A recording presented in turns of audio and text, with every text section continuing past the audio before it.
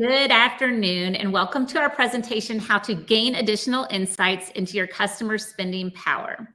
My name is Susan Givens, and I am the publisher of Auto Success and the moderator for this event. Today's webinar is sponsored by Activator Dealer Solutions.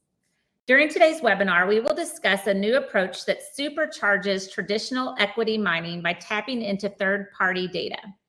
By layering Equifax's income and affordability data on top of the traditional equity mining techniques using a customer data platform, your dealership will have the ability to understand whether a customer can afford an equity upgrade or not. We are so happy to have Brian Epro, Strategic Alliance Manager at Equifax, joining us today. Brian is a 25-year veteran of the automotive industry and has held leadership roles at innovative, data-driven companies, including IMN, DealerRater, AutoLoop, and Jornaya. We also have Bobby Goudreau, Vice President of Sales and Marketing at Activator Dealer Solutions, joining us today. Bobby has over 20 years of professional experience, primarily in sales and marketing software with a focus in the automotive space. At Activator, Bobby drives the go-to-market strategy, sales execution, business development, and revenue growth for Activator to support the growing market demand for improved data quality, marketing automation, execution, and services. With that being said, let's get this presentation started. Bobby, the floor is yours.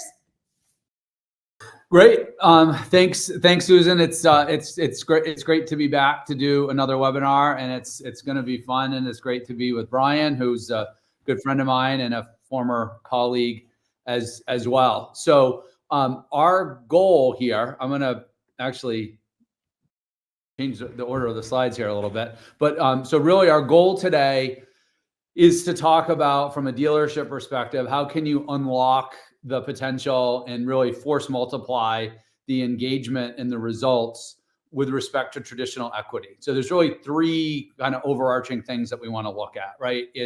One is, the equity itself and equity mining and equity marketing is a great thing, right? At one point, you could probably make the argument that it by itself was a business. It's now a bit ubiquitous, and it's really a product, right? But it's an important product. It's for many dealers, it's a cost of doing business, and it's a category for many businesses. The second thing that we'll kind of dive into is really the concept of really building off of a new foundation that's made possible with the introduction of a customer data platform and the benefits that come with that. And then second is leveraging really the opportunity with more advanced marketing and marketing fulfillment and the ability to start layering in different type of first party, and in the case of Equifax, third party data. It really starts to act like a decoder ring, if you will, to be able to start to glean and gain more insights into individual customers and shoppers. And so, thinking about, imagine if every customer that showed up at your website or every customer that walked into the front door of a dealership, like had a sign over their head or literally told you, hey, here's my income, here's how much money I make, and here's actually what I can afford, right? If you had the ability to do that, would that change what you say to them? Would that help how you approached the particular sale or how you would point them into a particular direction? And so to that end, that's what we want to kind of dig into and explore. So over the next 30 minutes or so, Brian and I will kind of share a little bit of background in terms of our respective products that we offer and how these things have come together. And then we'll share a couple really high level use cases on how this is being executed, implemented today through the Activator marketing system.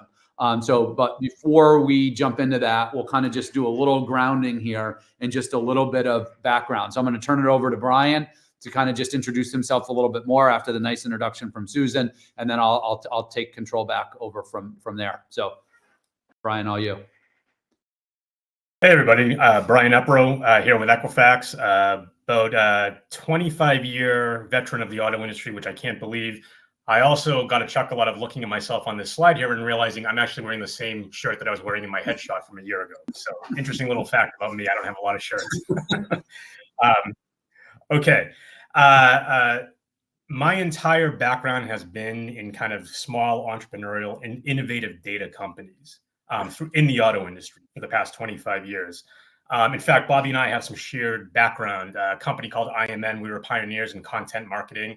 But what we were actually doing with the content marketing that we were providing was tying it to actual behavior and then targeting people who were acting like they were going to buy a car. We both also were at Dealerator, where I was VP of Business Development there. We used review data to help dealers drive a far better customer experience at their store and therefore earn more business and earn more good reviews and just create a very virtuous circle as a result of that. So people always have said to me they get a kick out of how passionate I am about data. And what I always say back to them is I'm not passionate about data. I'm passionate about what you can do with data. And I've seen that just from my beginning days in the auto industry is he who has the best and most innovative data and knows how to leverage it wins. So finally, about 3 years ago, I landed at the mothership of data, which is Equifax. And the way I look at it, the key use of data is personalization. And the way I think about Equifax is that it's a 125-year-old personalization company. So we came together with Activator and came up with some pretty innovative uses of how that data can be leveraged in the equity mining journey. And we're going to talk about those in a little bit later today. Back to you, Bobby. Thanks, Ryan. And so I'm not wearing the same clothes as I have in my headshot here, but to piggyback off of that is I have, as Brian mentioned, I've spent most of my career in automotive as well. And as the companies Brian kind of ticked off, I've worked at them as well. So, from my perspective, is I've been really lucky to work for some really great companies that arguably have changed the way that dealers, sell cars or market to consumers or stay engaged with their customer base. But more so, I've been lucky to be at these companies kind of right at the start, right? As they, in some cases, were evangelizing a new concept or creating a new segment. So worked for a company called Autobase, which is probably one of the, if not the first kind of CRM company in the automotive space. I had the chance to sell many dealers in the Northeast, probably their first CRM system in the early to mid 2000s. As Brian mentioned, I also worked at IMN, where we introduced newsletters, but more importantly, we kind of introduced the idea of email marketing and taking advantage of behavioral tracking in content marketing. So really evolving beyond email blasts. At Dealerator, we were a little bit ahead of Yelp and even Google when it came to reviews and 4-star ratings and how you can leverage the insights to help engage and engage with customers and sell more parts and service and sales and service. And that was all about the product, it was all about the price, it was all about the place, and it was all about the person. And so the moral of that, or the way I like to position that, is the opportunity that I see right now for dealers that are investing in customer data platforms and leveraging the advantages of all the data that can be unlocked with one of those, and then executing and fulfilling that with modern marketing technologies and solutions, has the opportunity, I believe, to influence and positively change the way that we market and sell cars, similar to the way that websites change things, similar to the way that CRM changed things, similar to the way that digital retail has the opportunity to change things. So it's very exciting. And, hopefully you'll see some examples of how we're starting to leverage that today. So, a theme that I tried to pull out in some of, my background, where it's kind of all about the evolution. I want to just take a minute and just kind of tee up from Activator standpoint and how we're able to partner so quickly and so effectively with a third-party data company like Equifax. So just a little bit of a history here and just a timeline on the history of equity mining and the history of equity marketing. So similar to the display in your car, similar to the phone in your pocket, similar to the TV in your house, how we consume news, how we might consume content online. At the end of the day, it's all kind of the same, but it's just how we do it has evolved. My very first job was I worked at a Volvo dealership in Boston Volvo Village in Brighton, Massachusetts, where I was an internet manager, where I answered internet leads that didn't come over the internet. They came over a fax machine. And at the same time, I was calling, lease customers 12 months, 6 months, 3 months out, where I was literally just printing lists and on a old school phone and just calling customers. I was probably selling 20 cars a month, just taking advantage of some pull ahead programs for lease customers. And then at the same time, I was building up a pipeline of pre-owned cars that were coming in that I was able to call customers and take deposits over the phone. But that was all manual. It was all literally paper, pen, pencil, and a telephone. Fast forward 8 to 9 years later, we're now in a very scary time with the economic crisis. And the original kind of equity mining companies, one of which was Activator, which was kind of one of the foundational things of the product that we have today, kind of took a very negative and scary time and found a silver lining and a positive thing out of that, and just took advantage of, in a positive way, 0% financing, a lot of the incentives the big three were doing, and just for the very first time introduced this concept of equity mining and some very limited, not in a bad way, limit of light marketing, right? Hey, Mr. Customer, you might have equity in your car and you have an opportunity to upgrade with no money down at a similar or less payment, right? It was a novel idea at the time. 4 or 5 years later, by 2012, the space was starting to get pretty crowded. There were quite a few new entrants into the space, and then companies started to evolve and innovate, right? So more companies started to invest more in the marketing piece of equity mining and started to layer in more channels. Became very popular to do things with direct mail. A number of companies, rightly partnered with specific OEMs to get exclusive incentives or exclusive deals that could only be offered through that channel. Then by 2018, 2019, at least from our perspective, equity mining was not going anywhere, but it was very ubiquitous. It worked so well, everybody probably had some kind of a standalone version to a light version that might be offered for free in the CRM.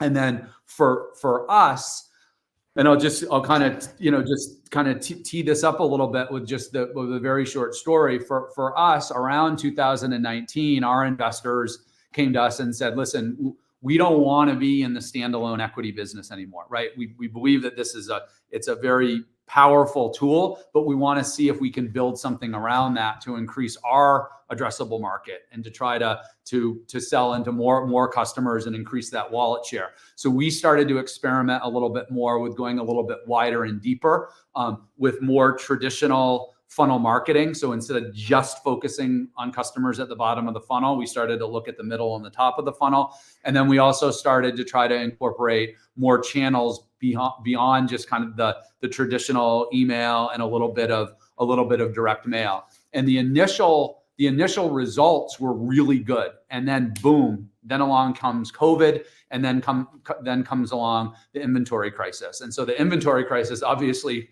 created some downward pressure on the ability to do equity mining and equity marketing. And so it kind of forced us at Activator at a crossroads. So we had a couple choices. So one choice was we could go backwards and say, we're just going to kind of do what we did before, but that really wasn't an option because we were already challenged with, let's try to evolve out of this standalone business. The next option was, well, we can double down, and we have a deep bench. We had deep pockets. Maybe we'll continue to build everything ourselves as we had historically done, or we kind of went straight and we blazed our own trail and we said, we want to take advantage of the things that we know we do very well and the things that we do uniquely, but we want to wrap that around with some technology that will allow us to go faster. And so there were really 3 legs to the stool in terms of what we designed.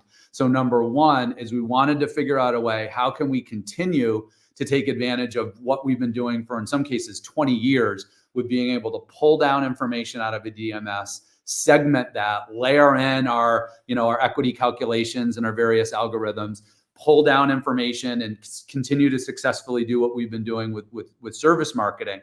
But then how can we unlock that with more and better technology and better data strategies. So we introduced the concept of using a modern marketing automation tool, the way that it would be defined outside of retail automotive, right? So how would HubSpot define it? How would Marketo define it? How would Pardot define it? How would Salesforce define it? So we went down that route. And then we also decided to introduce the concept of a customer data platform to support all the information that we're pulling out of these disparate systems, and then support the fulfillment that would ultimately be happening with the marketing. And so that was essentially what we set out to build a couple years ago.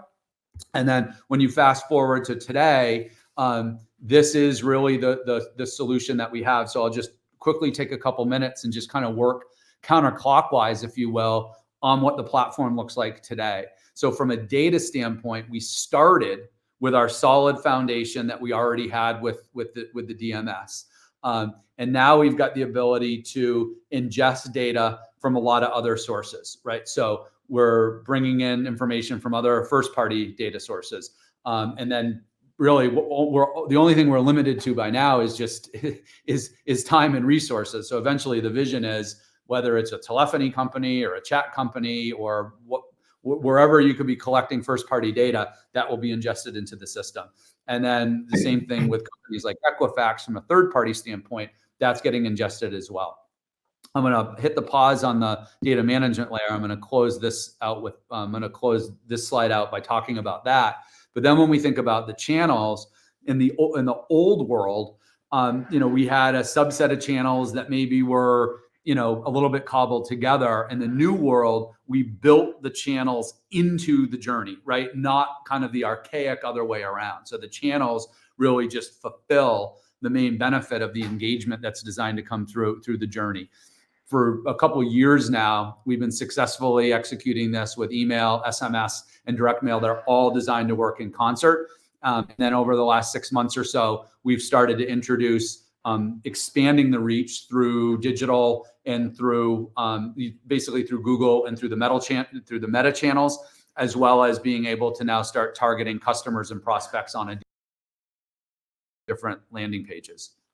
And then in the center of what you're looking at, that's really the brains and the bullhorn of the whole system. So we're running a set of 5 different sales and services journeys that are designed to cast a very wide and targeted net over the entire database. And we're leveraging Salesforce, Sales Cloud as our CDP. So that becomes the brain. So all of the data that's coming in through the different sources, all of the behavior that we're tracking that's happening in all of the different channels that we have, that is all kind of getting fed back into the CDP. So it's all about learning about an individual person and doing a better job of marketing to them. And then that data management layer is the security blanket or the Iron Dome that kind of protects all of that. So as we pull information in from a various lists that's segmented, and it might be infected with invalid email addresses or duplicate entries that are finding their way every day into customer databases, we've got the ability to identify through an automated tools and technology to identify those culprits and isolate them or remove them completely. So it's taking all the duplicate entries and creating one primary marketing record. It's identifying the thousands and thousands of needles in a haystack that could be an invalid or spam trap address, and automating the way that we identify those and make sure that they don't make their way into the actual marketing journey. And then deliberately at the bottom of that is what is CRM analytics, which is our reporting and kind of user interface that really ties everything together. So we're all about incremental gains and impeachable ROI when it comes to the journey and the performance and what we're doing with the data. So just to summarize that before I turn it over to Brian, is this is designed, right, as a CDP is designed to ingest data from every first and third party provider that has the capability to get that information into our system. And our CDP is fed also by all of the engagement and actions that are happening every day in real time across all the different journeys and channels. And then that data management layer really acts as the first and the last line of defense, the Iron Dome, to basically find and capture and remove all of the hidden and silent challenges that are abhorrent between duplicates, bad emails, invalid email addresses that will either compromise or ruin any effective marketing campaigns or reporting that someone may do down the road. So hopefully that provides a good picture in terms of kind of how we view the world, how we got to where we are, and the foundation that we have. And I'll turn this over to Brian, and then I'll kind of come back and share some examples of how this is all happening today in action. And then we're happy to answer some questions and feedback. Excellent. Thanks, Bobby. All right.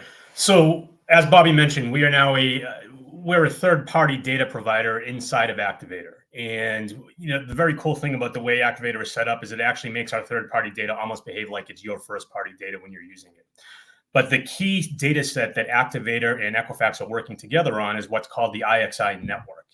And the IXI network it's exclusive to Equifax.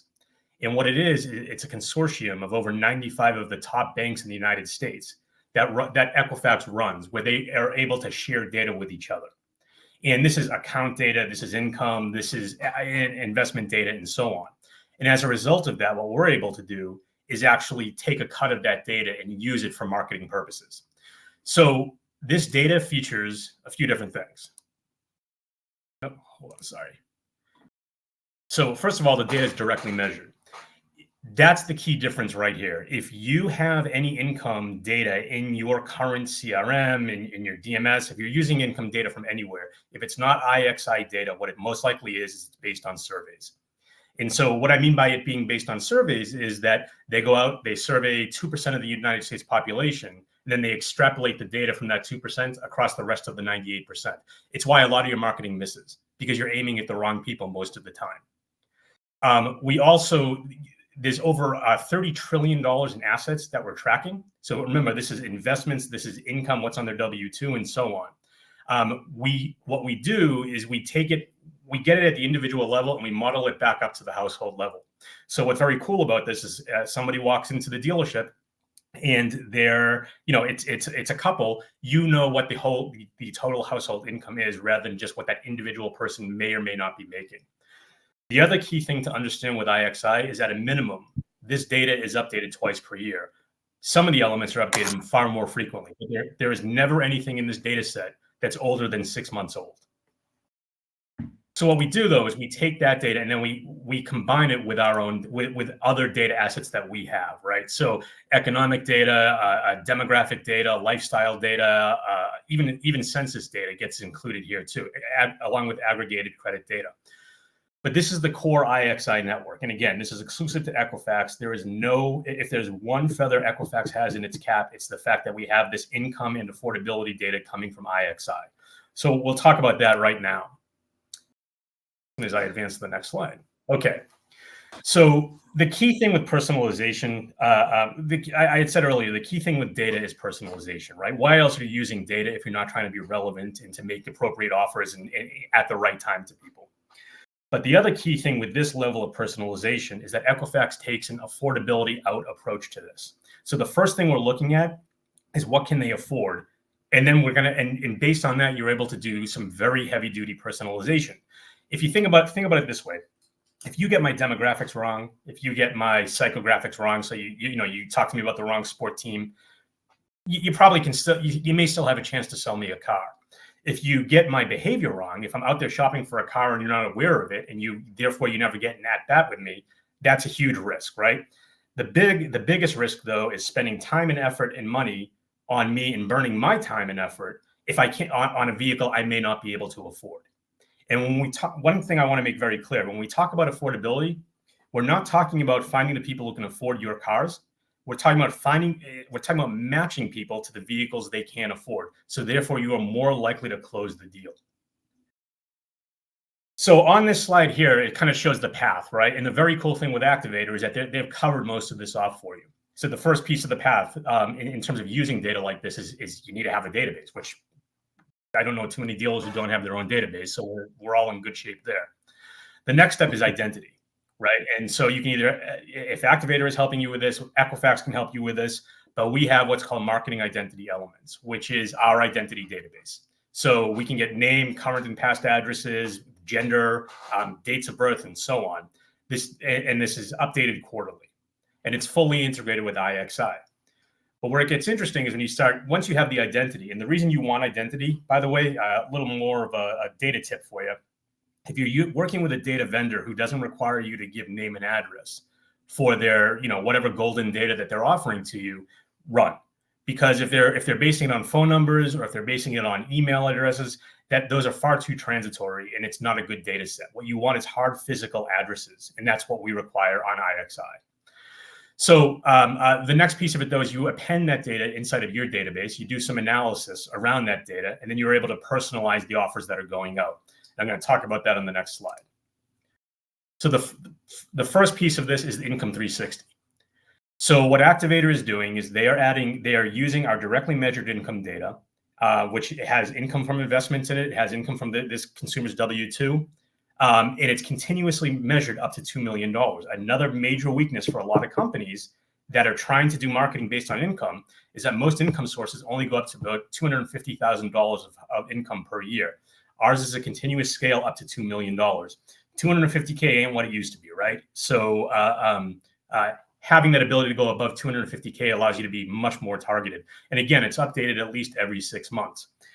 But the idea here is, when you ask somebody how much money they make, nobody answers correctly. And here's what's amazing, right? At first, when I started doing the analysis internally here at Equifax, what I figured is everybody's overstating their income.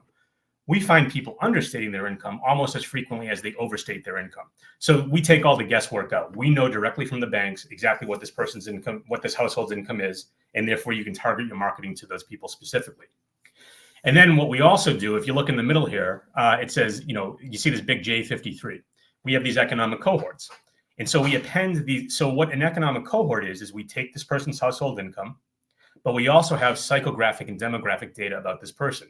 So suddenly now we understand, this person's age, what interests they have, what type of occupation they're in, where they live, what their demographics are, what they do for leisure. So this woman here has a household income of about $178,000. She very likely is married, likely has children, and likely owns a vacation home. So right there, you already have certain things you can talk to her about. And it also gives you clues in terms of your equity marketing that you're doing for the next best vehicle. And then finally, the example over here on the right is, hey, this is a person who is highly likely to go to not only can she afford it, but her data is indicating that her cohort is highly likely to buy an EV.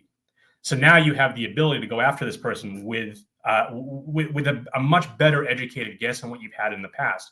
And we all know with equity mining, traditionally, what has always been the case, and I mean, I get these emails at least once a week from my local dealer, or once a month from my local dealer, which is, Brian, it's time for your personalized monthly offer. And I open it up, and it's not personalized. It's just they're trying to get me into the same car that I bought from them 2 years ago, or 3 years ago, or 4 years ago, right? The key thing with this data, and what we started talking with Activator about, is what if you could actually look inside of a dealer's database and help them understand what this person is likely to buy next. Either they're going to go up market or down market or crosswise, but their life, the life situation they're in may not mean to try to sell them another wagon again, which is what my dealer is constantly trying to do with us, even though my 2 sons moved out of the house in the past year. We don't need the wagon anymore, right? So I think, Bob, the next step here is Bobby's going to go into some very specific examples of how this data can be leveraged. So Bobby, back over to you. Great.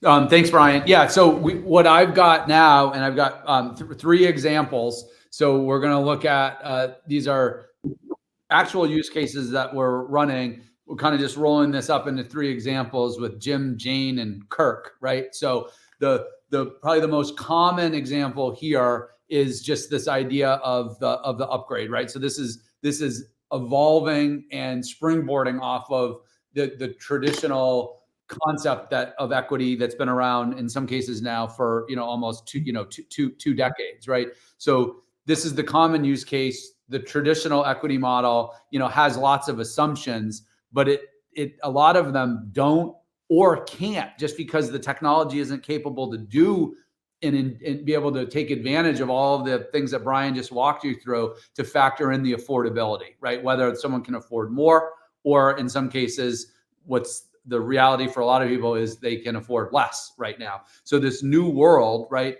in the example is we run the regular equity calculation, run the regular algorithms, and then layer in that income data. And as an aside, what we've seen is the match rate that we have. So every time we run that and then we bump that up against the data that we're getting from Equifax, we're matching that, in excess of 90%. So basically 9 out of every 10 customers we bounce over there, we're able to pull in that information. So that allows us now to take the traditional list that was pulled from an equity mining calculation, and then identify really a new subset and target those people with a message that really squares up with what Jim can afford.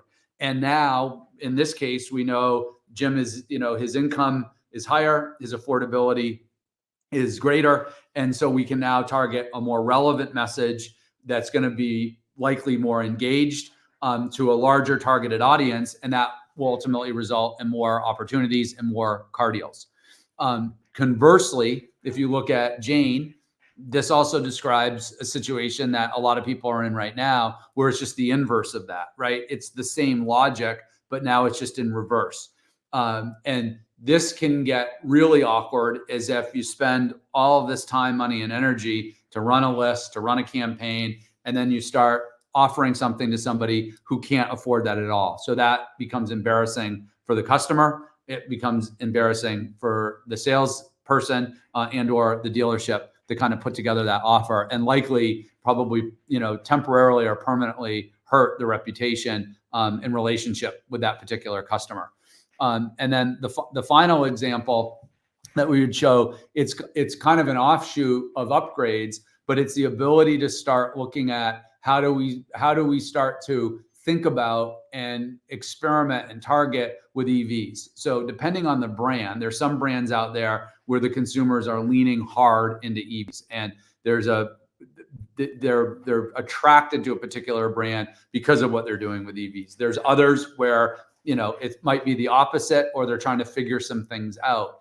But in either case, a lot of the traditional equity mining companies out there don't have things that are set up that would then identify a subset of customers that might be good candidates for an EV, or make it really easy that maybe there's a bunch of EVs sitting on the lot and you want to kind of leverage that, where there's a group of targeted customers that might be a good fit for that car. So the same logic that we're starting to see a lot of success in, from doing a better job of targeting and then getting a better message in front of people, whether it's for an upgrade or there might have to go backwards in terms of what it is that they can afford, applies in terms of what is going to be here and what's going to continue to happen with EVs. So that is the last example we have, or that I have to go over. So that kind of concludes this. So just to kind of summarize all this, we talked a bit about just the history and the evolution of equity mining.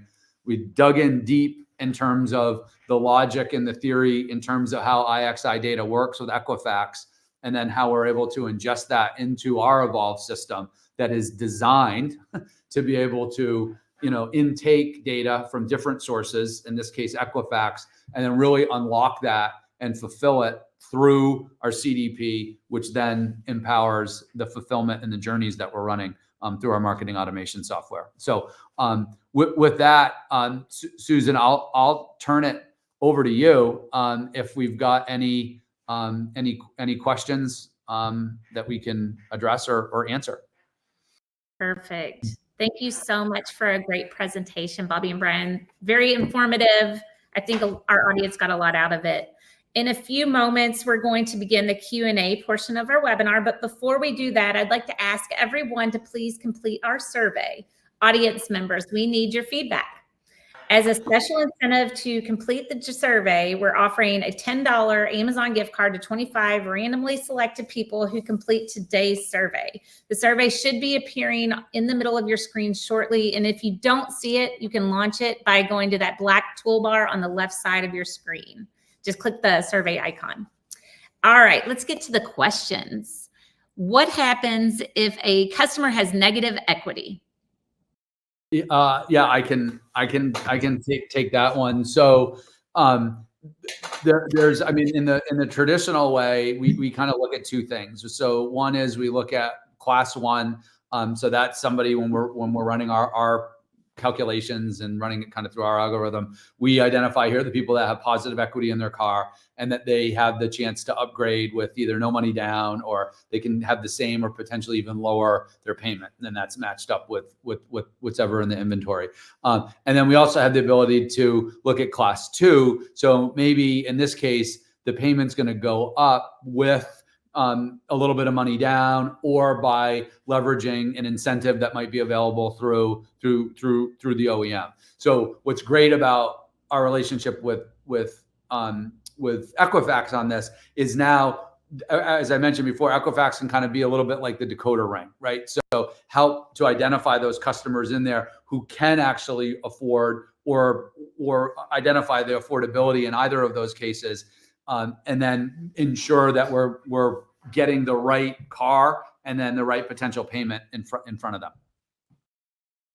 What results in engagement are you seeing with the income and spending power data? Yeah, so I'll take that one.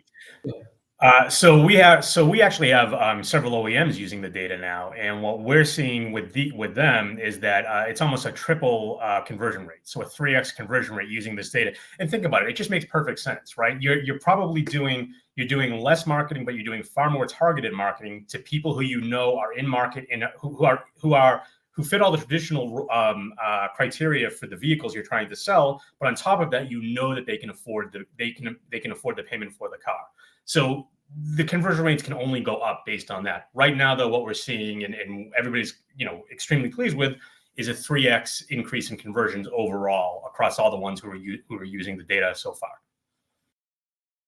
All right. Can my dealership go ahead, I'm Bobby. sorry. I would just add, I mean, just also from our perspective on this is executing it just from the marketing standpoint is, as we're in, we're a number of months into starting to test this, but what we're seeing is just, kind of contrast and compare is we've got higher than average open rates, and probably then based on that, not surprising, higher than average overall engagement when we're running the campaigns this way compared to the, quote unquote, a traditional or older way of doing it. And I mentioned before is the match rates that we have. So when we pull down an equity list and then bump that up against the Equifax data, the match rates are, time and time again in excess of 90%. So there's not a lot of there's not a lot of waste at all that goes into these campaigns.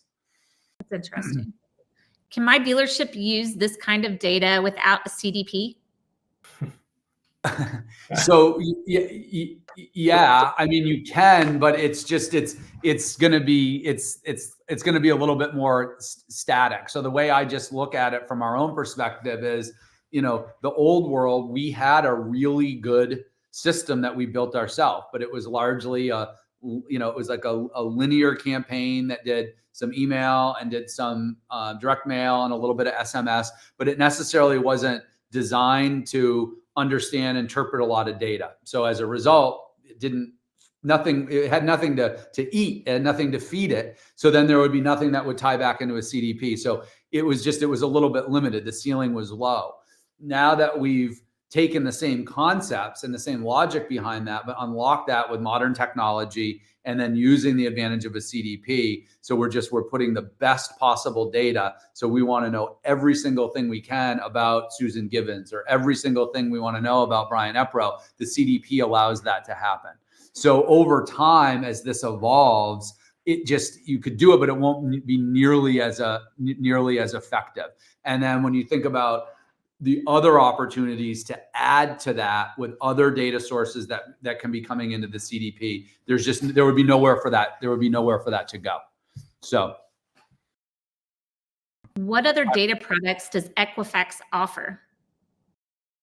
What other data products does Equifax offer? An easier question would be, what don't we offer, right? So Equifax is a mega aggregator of data. We originate some of our own data, and we also take other data and run it through our processes and aggregate it together with the rest of the data sets.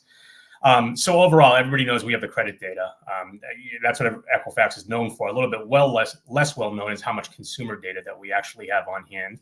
Along with we have tremendous anti-fraud data and capabilities, so we can tell when somebody is not who they say they are as they're trying to buy the vehicle. And just things as basic as driver license scans. I mean, that's another thing that we have thousands of dealers using through us. So if there's anything you need to know about a consumer from a financial and/or a marketing perspective, Activator's got that data for you via Equifax. All right. Well, we have time for one more question. It's a good one. What is Activator's roadmap for other data? Yeah, I mean, so at the core of it'll be interesting, in this particular space to again, we know where we are today. It'll be interesting to see where everyone kind of lands, in 6 months and 12 months from now. But from our perspective, and we think about our strategic roadmap, is that at our core we're what's now being coined as kind of a hybrid CDP, right? So at the center, the brains and the bullhorn of all of this is the CDP. That's what allows us to ingest this information. That's what allows us to create a primary marketing record for each individual customer that exists at a dealership, so we can do the best possible job of marketing to them, independent of the preferences and the channels that we're going to learn that are important to them. And so at that core is we want to continue to build and enhance a robust and comprehensive customer data platform that is able and capable of ingesting first and third party data from any of the available sources that are out there. And we've proven that right now. It's just a lot of other technology out there isn't capable of coming into us yet. And then, over the long term, we're very focused right now on doing the fulfillment and the execution. And I would imagine over the long term, we'll probably investigate becoming agnostic. So if somebody, we believe we'll probably have the most secure and robust CDP out there based on the partnership that we have with Salesforce. But if there's some dealers out there that happen to, have a particular marketing channel or something that they use, we could see ourselves being agnostic. But for now and for the short term, we're kind of a one-stop shop by taking the data, cleaning it, creating the best possible record, and doing the best possible job to market to that. And that's being enhanced and force multiplied with what we're doing right now with Equifax. So perfect. Well, that's going to wrap our Q&A and our webinar today. I just want to remind our audience that we have been recording this, and there will be a copy available for you on the Auto Success website tomorrow, and you will also receive an email with the link. Thank you guys, Bobby, Brian, we appreciate you. Audience, we appreciate you. Everyone have a great afternoon. Thank you.